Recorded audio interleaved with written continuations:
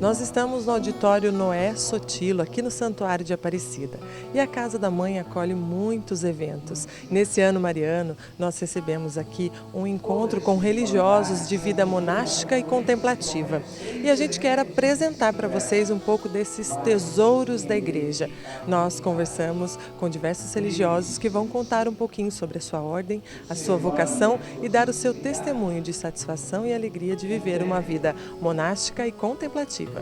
Vamos conhecer a irmã Bárbara da Ordem Cisterciense, ela que conta como que uma brincadeira de criança a levou a viver a vida contemplativa. Eu sempre tive essa atração por uma vida contemplativa. Uma das minhas brincadeiras prediletas era subir na árvore para ver o pôr do sol.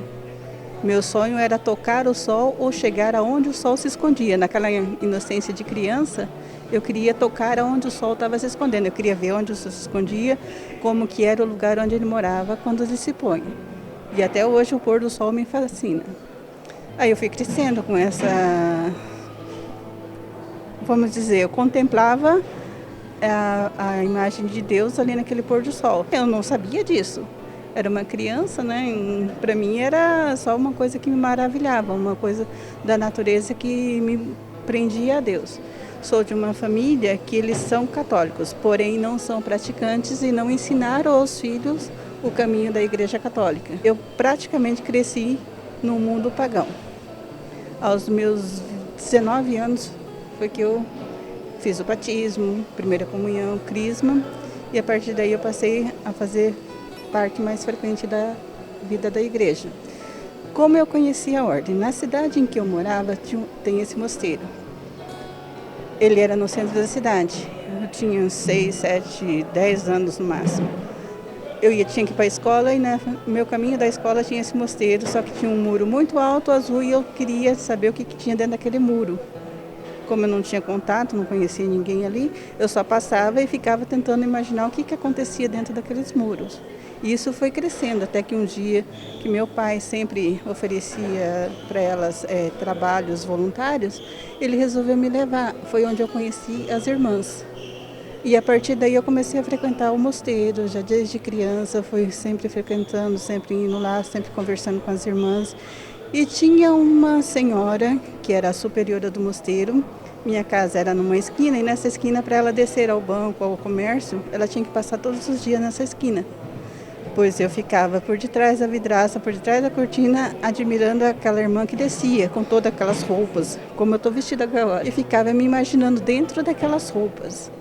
Então, a partir daí foi que eu comecei a me aproximar, comecei a me interessar e cada vez mais crescia aquela vontade de ser uma delas, de estar com elas, de vestir aquela roupa que elas vestiam. Só que era um pensamento puramente humano, eu não sabia o divino que eu ia encontrar por detrás dessa história. O divino ainda estava escondido dentro de mim. O que estava me atraindo era uma visão humana, material, de uma roupa bonita que eu estava vendo, de uma senhora simpática com quem eu conversava. Então, isso foi o primeiro, a primeira coisa que me atraiu a essa vida. E a partir daí,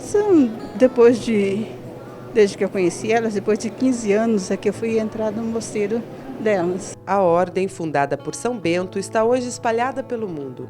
O monge Dom Basílio do Mosteiro de Garanhuns nos contou como a vida monástica o traz satisfação e alegria. O que me traz a maior satisfação no mosteiro é a Lectio Divina, a oração coral, junto com os meus irmãos de coro, não só pela nossa comunidade, mas pelas necessidades da igreja atual e também do nosso país. Nós, apesar de estarmos dentro do mosteiro, não esquecemos as necessidades em que vive o Brasil hoje. Então isso me deixa muito feliz e alegre. Completa também, o início da minha vocação. Eu sempre procuro cultivar esse primeiro amor exatamente na oração, no trabalho, na Lectio Divina, na mesa da Eucaristia. Essa é a série Tesouros da Igreja, que você conhece um pouco mais sobre a vida monástica e contemplativa.